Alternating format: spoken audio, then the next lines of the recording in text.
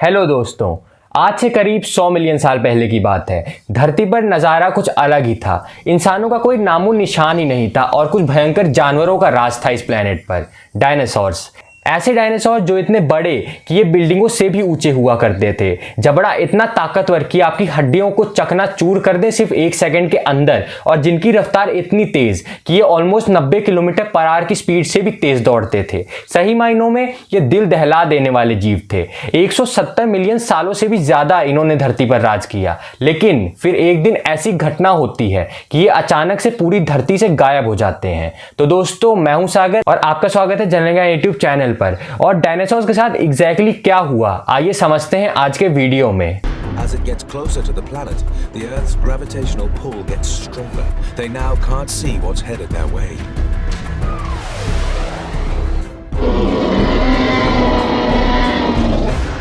Dinosaur शब्द का origin actually में ग्रीक लैंग्वेज से हुआ था दोस्तों। ये बनता है डीनियोस प्लस सॉरस शब्दों से। डीनियोस का मतलब टेरिबल और सॉरस का मतलब लिजर्ड। एक टेरिबल लिजर्ड यानी एक भयानक छिपकली, लिटरली यही मतलब होता है डायनासोर शब्द का। इसे पहली बार सिर्फ साल 1841 में ही यूज किया गया था, क्योंकि वही समय था जब पहली बार एक डायनासोर का फॉसिल पाया गया।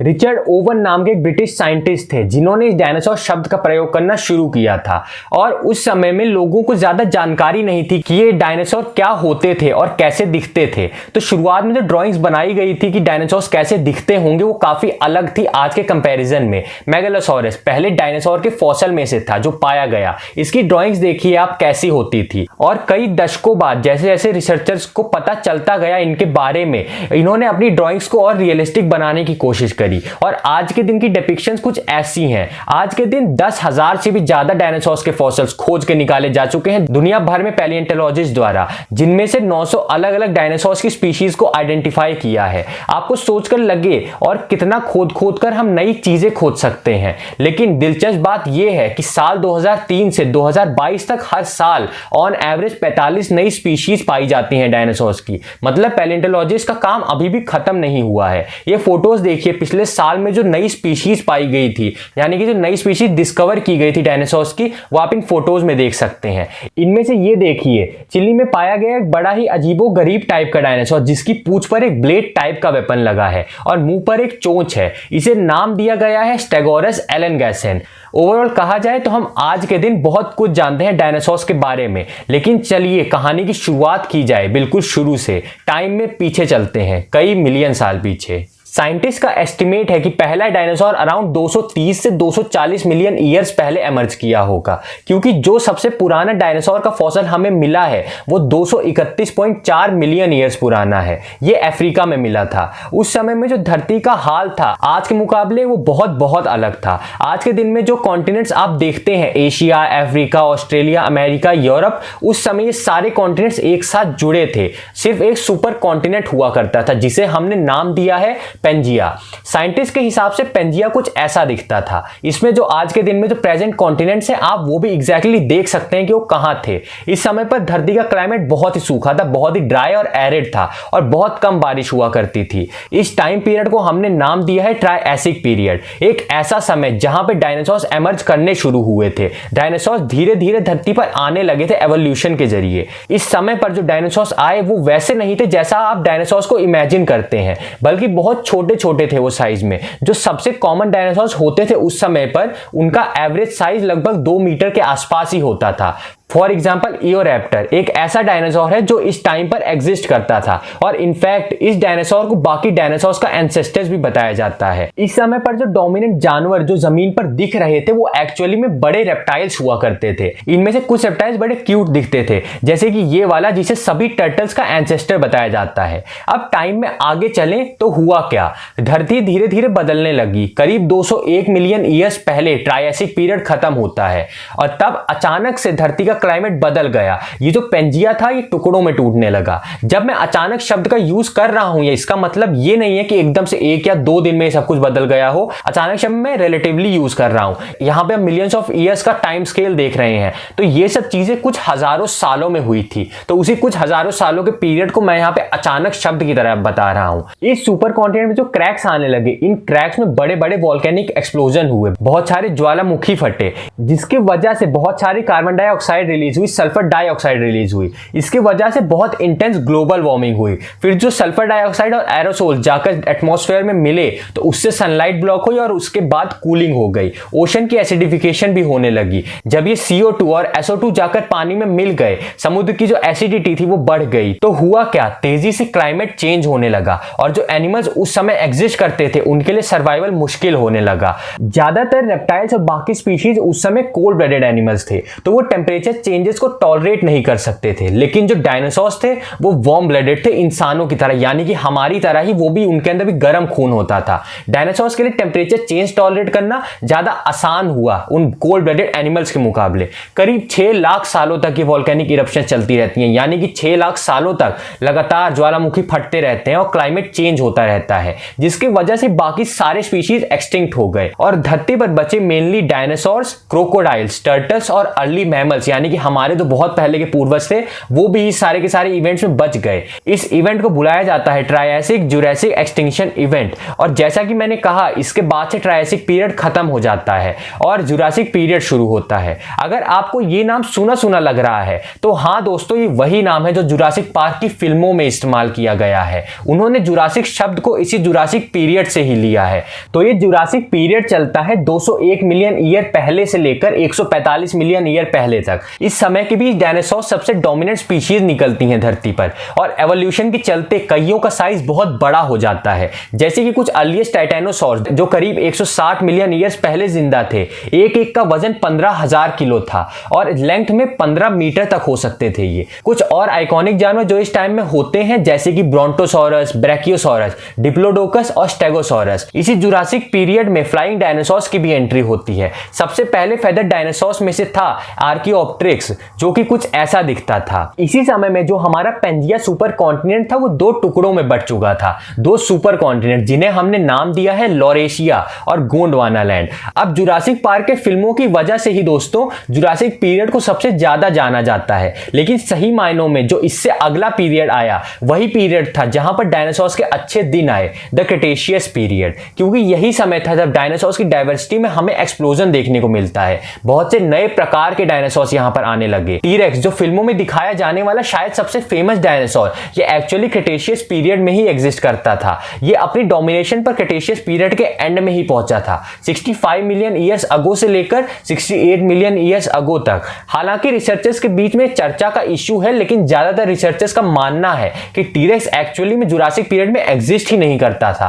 तो बड़ी ही आयरॉनिक बात है, जुरासिक पीरियड पर फिल्म बनाई गई है और यहां पर टीरेक्स को इसके लोगो पर ही दिखाया गया है, पर सही बात तो यह है कि टीरेक्स उस पीरियड में एग्जिस्ट ही नहीं करता था। तो इसका मतलब है कि उन फिल्मों को बस एक काल्पनिक तरह से ही लिया गया है। क्रेटेशियस पीरियड एक्चुअली में सबसे लंबा समय था डायनासोर्स के एरा में। 145 मिलियन ईयर्स पहले ये शुरू होता है और 65 मिलियन ईयर्स पहले तक ये चलता है। जो 2 सुपर कॉन्टिनेंट्स थे लॉरेशिया और गोंडवाना लैंड, ये भी ब्रेकअप होने शुरू होते हैं और जो कॉन्टिनेंट का स्ट्रक्चर था वो कुछ कुछ आज के जैसा दिखने लगता है। बहुत से फ्लावरिंग प्लांट्स भी इस समय पर पैदा होते हैं। तापमान है जो प्लेनेट का वो भी काफी गर्म रहता है पहले के पीरियड्स के मुकाबले। सी लेवल काफी ऊपर रहते हैं और ऑलमोस्ट हर तरह के डायनासोर जो आप इमेजिन कर सकते हैं वो इस समय में एग्जिस्ट करते हैं। रैप्टर्स, आर्मर्ड डायनासोर्स, बड़े बड़े हर्बीवोरस डायनासोर्स, बड़े खूंखार कार्निवोरस डायनासोर्स, टाइटैनोसॉर्स जो सबसे बड़े लैंड एनिमल्स में से था, अर्जेंटिनोसॉरस जिसका वजन 77 टन यानी कि 77,000 किलो तक हो सकता था,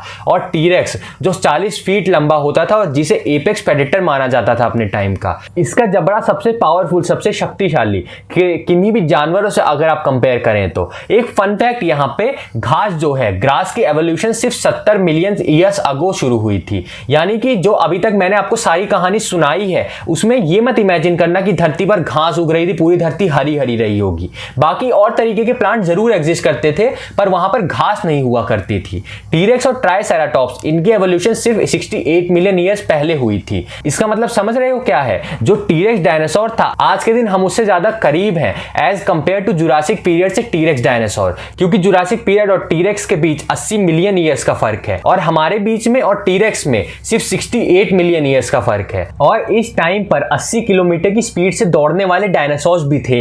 वहीं साथ ही साथ ऐसे फ्लाइंग डायनासोर्स भी थे जिनका विंग स्पैन 10 से 15 मीटर का हुआ करता था। और जैसा कि आप देख सकते हो डायनासोर्स के लिए ये पीरियड सबसे अच्छा था। क्लाइमेट इन्हें फेवर कर रहा था, नई नई नई स्पीशीज की एवोल्यूशन होने लग रही थी और कोई भी राइवल स्पीशीज भी नहीं थी जो इनसे कंपीट कर पाए। तो ये बड़े आराम से धरती पर राज कर रहे थे, सब कुछ बहुत अच्छा चल रहा था, इनके अच्छे दिन अपने पीक पर थे। अंटिल एक दिन कुछ ऐसा होता है कि हमेशा के लिए डायनासोर्स खत्म हो जाते हैं धरती से। एक बड़ा सा एस्टेरॉइड जिसका साइज 10 से 15 किलोमीटर का था रफली, धरती की तरफ तेजी से उड़कर आता है और धरती से टकरा जाता है। ये होता है आज से 66 मिलियन ईयर्स पहले, यानी कि 6 करोड़ 60 लाख साल पहले। और यही एस्टेरॉइड स्ट्राइक क्रेटेशियस पीरियड को भी खत्म कर देती है। इस एस्टेरॉइड की स्पीड थी 30 किलोमीटर पर सेकेंड, यानी कि एक जेट एयरलाइनर यानी कि एक जो बड़ा एरोप्लेन होता है उससे 150 गुना ज्यादा तेज। स्पेसिफिकली कहा जाए तो ये धरती पर मेक्सिको के युकाटान पेनिनसुला से जाकर टकराता है। ये वही जगह है जहां पर मिलियंस ऑफ ईयर्स बाद मायन ट्राइब एमर्ज होती है और चिचन इट्जा जैसी बड़ी बड़ी बिल्डिंग्स का भी निर्माण करती है। तो होता क्या है, जब ये एस्टेरॉइड इस जगह पर जाकर टकराता है एक बड़ा सा गड्ढा बन जाता है 180 किलोमीटर डायमीटर में। इसके इंपैक्ट से इतनी ज्यादा एनर्जी रिलीज होती है जितनी एनर्जी आमतौर पर 100 टेराटन यानी कि 1 लाख करोड़ टन TNT से रिलीज होगी। या फिर आप इसे हिरोशिमा और नागासाकी पर गिराए गए एटॉमिक बॉम्ब से कंपेयर करोगे तो उन बॉम्ब से 1 बिलियन गुना ज्यादा एनर्जी यानी 100 करोड़ गुना ज्यादा एनर्जी इस एक एस्टेरॉइड स्ट्राइक ने रिलीज की थी। इतना बड़ा धमाका है ये कि आसपास जो भी कुछ था वो पलक झपकते ही खत्म हो जाता है। इंपैक्ट की वजह से हवा में बहुत सारी मिट्टी उड़ती है, जो जमीन थी वो बहुत ज्यादा गर्म हो जाती है और ये जो हॉट डस्ट थी एक्चुअली में बारिश की तरह बरसती है ये बाकी एरियाज पर। पूरी धरती पर जो तापमान था वो कई घंटों के लिए बढ़ जाता है, कई डिग्री सेल्सियस। इस एरिया के हजारों किलोमीटर की रेंज में जो भी जानवर थे वो जिंदा पक जाते हैं इस गर्मी से। माना जाता है कि सिर्फ छोटे छोटे जानवर सरवाइव कर पाए इस इनिशियल ब्लास्ट के इंपैक्ट को, क्योंकि उन्होंने अंडरग्राउंड शेल्टर ले लिया या फिर वो पानी के अंदर चले गए छुपने के लिए। अब ये तो सिर्फ इनिशियल इंपैक्ट की बात थी, इसके बाद शॉकवेव आती है, हीट पल्स आती है, बड़े बड़े वाइल्ड फायर्स देखने को मिलते हैं हजारों किलोमीटर के जंगलों पर, बड़े बड़े सुनामीज आते हैं। इमीडिएटली कहा जाता है कि 2 किलोमीटर ऊंचा सुनामी आया होगा। इमेजिन कर सकते हो 2 किलोमीटर ऊंचा सुनामी, यानी कि उसकी हाइट 2 किलोमीटर रही होगी। वोल्केनिक इरप्शन दोबारा से देखने को मिलते हैं, एसिड रेन टपकती है और भूकंप आने लगते हैं। ये जो शॉर्ट टर्म इंपैक्ट था वो काफी खतरनाक था और आप सोच रहे होंगे कि धरती के दूसरी तरफ जो कुछ भी था वो सब कुछ सेफ रहा होगा ना, लेकिन लॉन्ग टर्म कॉन्सिक्वेंसेस इससे भी ज्यादा खतरनाक और डेडली थे। हवा में डस्ट के पार्टिकल की वजह से जो सनलाइट होती है वो ब्लॉक हो जाती है। अगले 1 साल के लिए धरती पर एक न्यूक्लियर विंटर आ जाती है,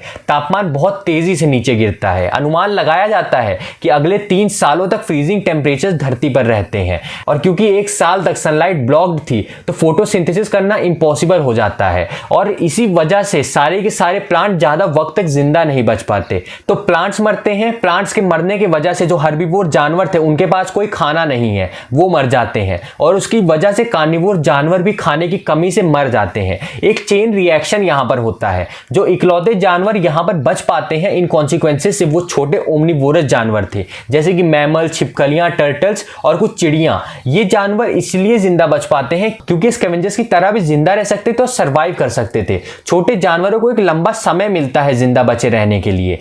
एस्टेरॉइड के इंपैक्ट ने कई कार्बोनेट रॉक्स को भी तबाह कर दिया था, जिसकी वजह से कार्बन और सल्फर हवा में जाते हैं और आने वाले कई हजारों सालों तक जो सनलाइट होती है वो काफी रिड्यूस्ड रहती है, नॉर्मल मात्रा में नहीं रहती वो। इसके अलावा कॉन्स्टेंटली एसिड रेन चलती रहती है कई हजारों सालों तक। जब न्यूक्लियर विंटर का अंत होता है, एटमॉस्फेयर में जो डस्ट थी वो नीचे सेटल कर जाती है, सनलाइट फिर से आने लगती है प्लेनेट पर। लेकिन प्रॉब्लम ये है कि बहुत सारी कार्बन डाइऑक्साइड रिलीज हो चुकी है एटमॉस्फेयर में, जिसकी वजह से बहुत इंटेंस ग्लोबल वार्मिंग देखने को मिलती है। तो सोच कर देखो दोस्तों, एक एस्टेरॉइड ने धरती का आने वाले हजारों सालों का इतिहास को बदल डाला।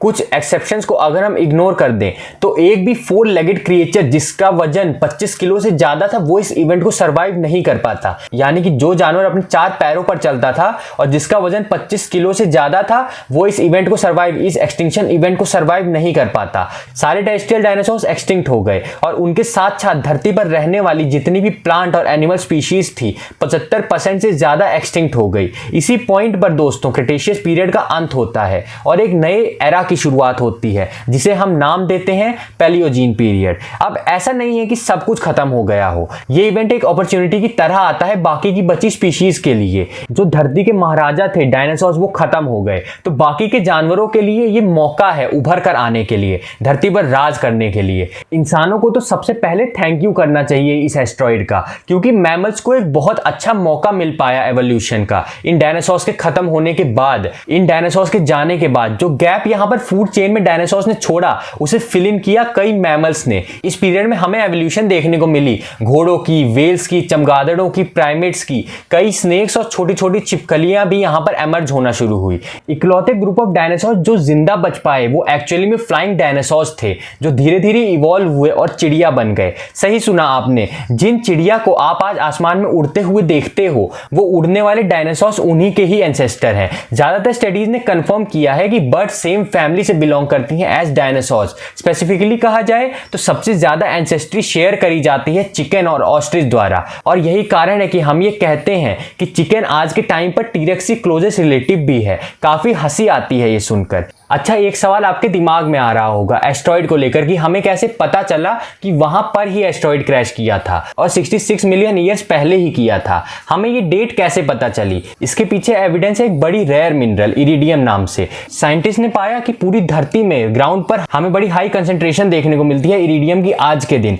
लेकिन जब जियोलॉजिस्ट ने धरती की एनालिसिस की तो उन्होंने पाया कि अर्थ पर ये बहुत रेयर मिनरल है, लेकिन फिर भी जमीन पर ग्राउंड पर काफी अबंडेंट है ये। ऐसा कैसे हो सकता है?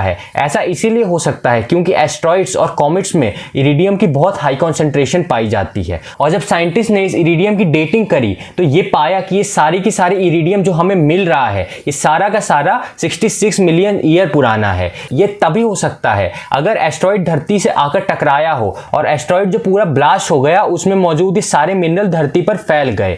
और आप सोच रहे होंगे कि अगर इतना बड़ा इंपैक्ट हुआ एस्ट्रॉइड का तो आज के टाइम पर भी हमें गड्ढा दिखना चाहिए ना एस्ट्रॉइड का। ये बात भी सही है, लेकिन जो चीज इतनी पहले हुई हो, 66 मिलियन ईयर्स पहले हुई हो, वो शायद वैसी नहीं दिखेगी जैसा आप इमेजिन करोगे, क्योंकि तब से लेकर अभी तक कॉन्टिनेंट्स भी काफी हद तक इधर उधर शिफ्ट हो चुके हैं। और इस एस्ट्रॉइड का क्रेटर वो आज के दिन एक्चुअली में इस युकाटान पेनिनसुला के अंदर छुप चुका है, लेकिन कई सारी डिगिंग एक्सपेडिशन करी गई थी और ये प्रूव किया गया है कि हाँ एक्चुअली में ये सब यहीं पे हुआ था और इंपैक्ट यहीं पे हुआ था एस्ट्रॉइड का। नक्शे पर जाकर देखोगे तो ये यहाँ पर है, आधा पानी के अंदर और आधा जमीन के नीचे। एक रियल वर्ल्ड इंपैक्ट जो आज के दिन इसका देखने को मिलता है वो है मेक्सिको के एरिया में ये सिनोटेस, बड़ी ही सुंदर दिखने वाले ये सिंक होल जिनमें एक पैटर्न दिखता है। जो क्रेटर बना एस्ट्रॉइड्स, ये सारे सिनोटेस एक्चुअली में रिंग फॉर्मेशन में दिखते हैं उस क्रेटर के चारों तरफ, और ये दुनिया का सबसे बड़ा अंडरग्राउंड सिस्टम भी बनाते हैं जो मेक्सिको की बहुत बड़ी टूरिस्ट अट्रैक्शन है। इस एस्ट्रॉइड स्ट्राइक की कमाल की कहानी सुनकर एक चीज आपके शायद दिमाग में आ रही हो, क्या हो आज के दिन अगर ऐसा एस्ट्रॉइड आ जाए और धरती से टकरा जाए,